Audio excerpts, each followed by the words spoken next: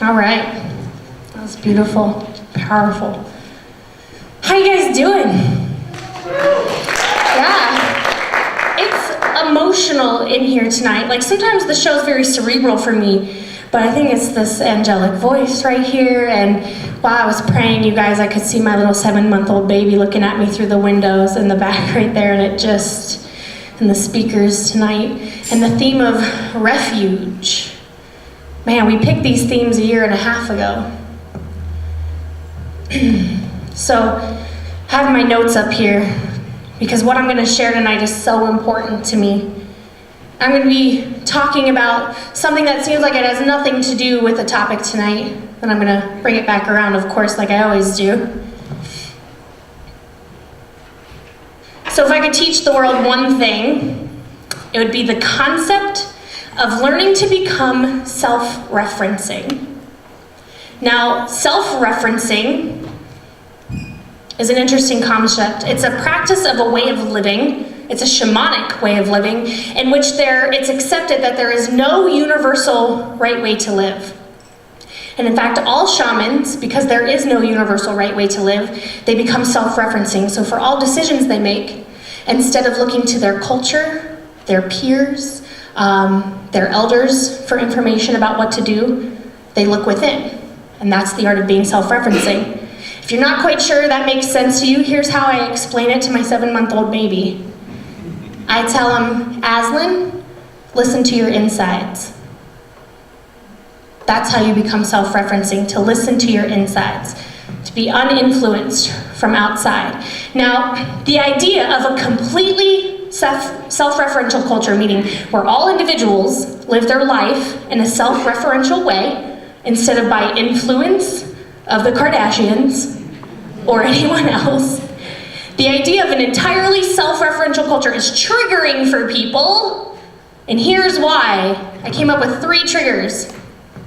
1, we are uncomfortable accepting information we receive from our intuition as valid. 2, we believe that if we don't pressure people into a universally accepted way of living, humans will just resort to chaos and disorder.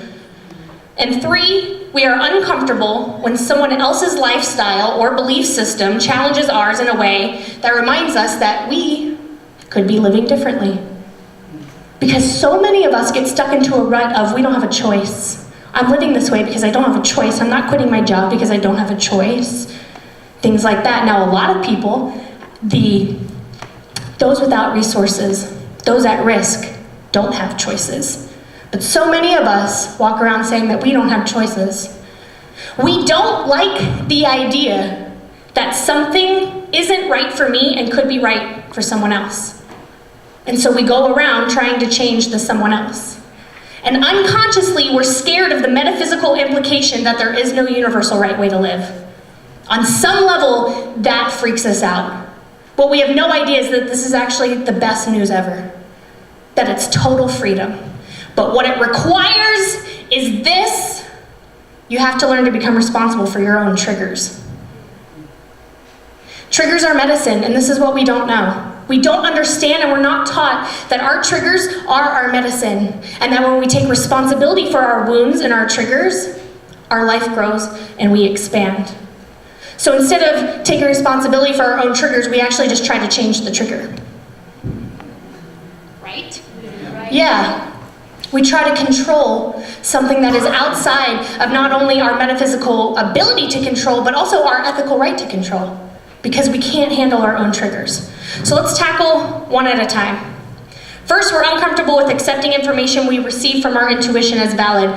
That is because at some point in your life as a young kid, you had a feeling about something, and someone you looked up to told you that was crazy, or that you were wrong. And depending on how triggered they were by the fact that you were using your intuition as a guide, as a compass, they may have shut it down in a really scary way, teaching you not only that you couldn't trust your intuition, but actually that you should consider your intuition an enemy. Which is why our modern day American culture finds it so hard to make a decision. Because our internal compass is pointing us one way, and all of the Instagram influencers are pointing us another way. I know it's the most millennial thing I've ever said. So we cannot make a self-referential society if we don't begin to retrain ourselves fearlessly to listen to our intuition and to support others when they do the same. All right, number 2, we believe that if we don't pressure people into a universally accepted way of living, humans will resort to chaos and disorder. And because of that, we try to control people. We try to control their sexualities, their gender expressions, and how they live. If we don't make being homeless as painful and miserable as possible, then those homeless people just won't try.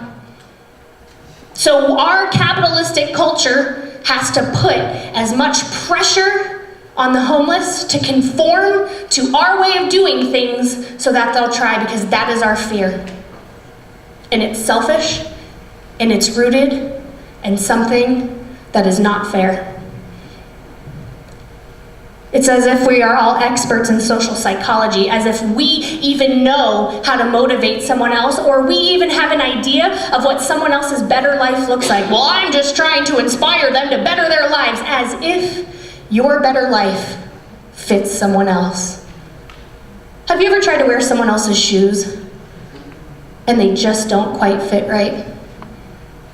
That's what we're doing. We're trying to push people into our way of living because we are uncomfortable when someone else's way of living shows up. We also have a capitalistic interest in making sure people file in line. I'm sorry, I'm getting heated tonight because this is a big thing for me. And finally, the third and my personal favorite, we are uncomfortable when someone else's lifestyle or belief system challenges ours in a way that reminds us we could be living differently. Brothers and sisters, our nation runs on the fuel of capitalism, and frankly, the homeless are a constant reminder that it's possible to live without things. And some of them are pretty damn happy.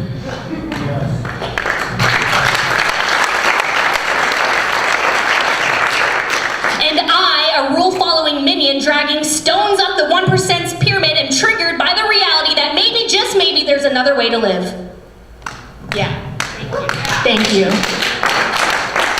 And I'm not saying that this applies to all homeless people, but I am saying that some people prefer time over things.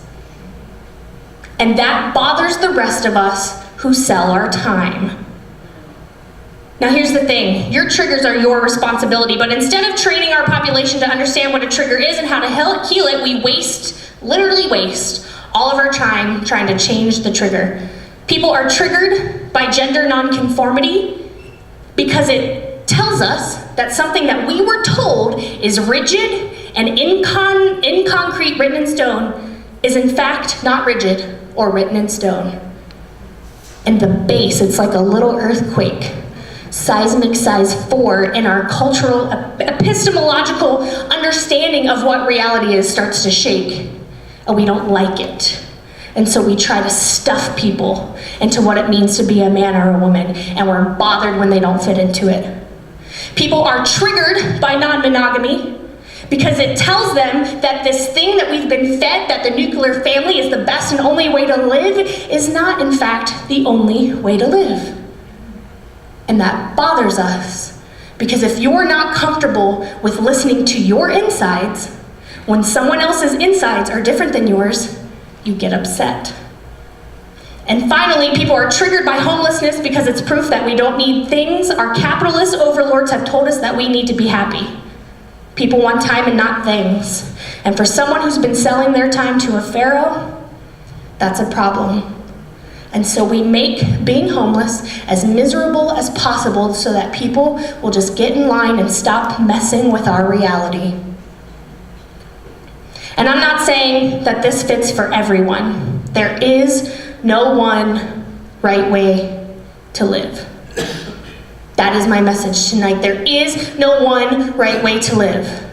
If your way of living is nonviolent and based on consent, and you are listening to your insides, then that is your right way to live. But the system, thank you. But the system has a vested interest in making homelessness as miserable as possible because Well, if we figure out that we don't need things, then we're gonna stop buying things. And if we stop buying things, we're gonna realize we don't have to work as much. And if we stop working as much, and we simply just walk away halfway up the pyramid carrying the stone, and we decide to go back into the jungle and grow our own food, well, they're screwed.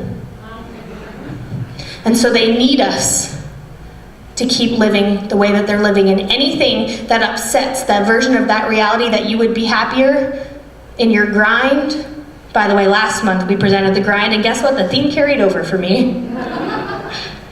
Now this, again, I want to emphasize, this doesn't mean all people. If you are happy in your grind because your insides are telling you to be in that grind, then that is meant for you. That is meant for you, but it's not meant for everyone. And if we want to experience what true refuge is, then we have to do two things. One, we have to learn to sit inside the refuge of our insides, and two, we have to help other people live their insides too. Yes, and so right now, we need to figure out a way, thank you.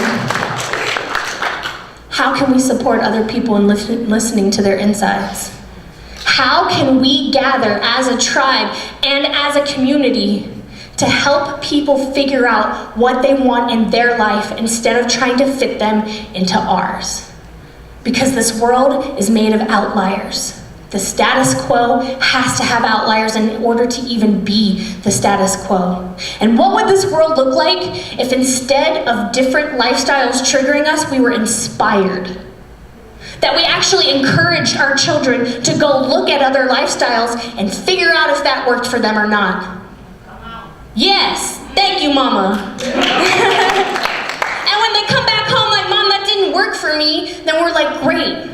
Way to listen to your insides. Let's try something else, because it's okay to fail.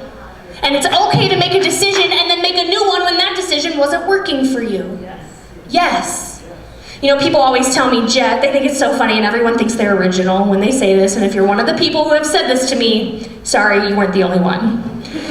When we had a baby, people thought it was so funny to say to me and my partner, what are you gonna do if your baby turns out to be like this conservative Wall Street, like capitalist mogul, like Alex Keaton from Family Ties? They all say it. And you know what I say? I will tell him, baby, as long as you are listening to your insides, the mommy will handle the triggers that comes up for her with that. Have fun in New York, and call me when that gets old for you. All right, so I just want to end on this note. I want us to begin thinking about how comfortable we are exploring our insides. How comfortable we are looking at other ways of living and allowing that to either pull us further into a new way of living or more comfortable in our way of living. I saw another way to living and I went, nope, you know what? I want more. I want access to a job so that I can buy more things for my family because I value travel and I want to travel. That's okay. It's all about what your insides are telling you to do in a non-violent, consensual way. And then from there, coming together as a society to say, how can we support others who don't fit in to the system as we have made it? So right now, we're gonna head into a part of the show called The Alchemy. This is where we kind of get out of our heads and move into our hearts via a guided meditation.